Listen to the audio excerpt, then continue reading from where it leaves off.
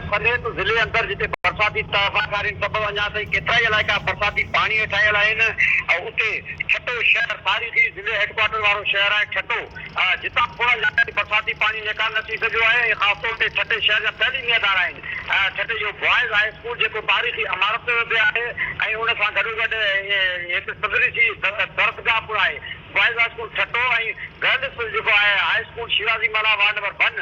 जंहिंमें जेको आहे 350 जेके शागिर्द आहिनि ज़ेर तइलीम आहिनि, पर उहे 10 ॾींहनि खां वठी बरसाती पाणी निकाल न थियण करे गर्ल्स हाई स्कूल में तइलीमी अमल मुकमल तौर ते बंदि पियल आहे, जॾहिं त बॉइज़ हाई स्कूल छटे में बि जेका बरसाती पाणी ऐं गंदो पाणी अञा ताईं उते बीठल आहे, जंहिं करे तदरीसी अमल मुतासिर थी रहियो आहे। पर म्यूनिसिपल इंतज़ामिया समेत पब्लिक हेल्थ खाते ऐं छटे जी ज़िले इंतज़ामिया बरसाती पाणी तोड़े ड्रेनेज जी बहाली लाइ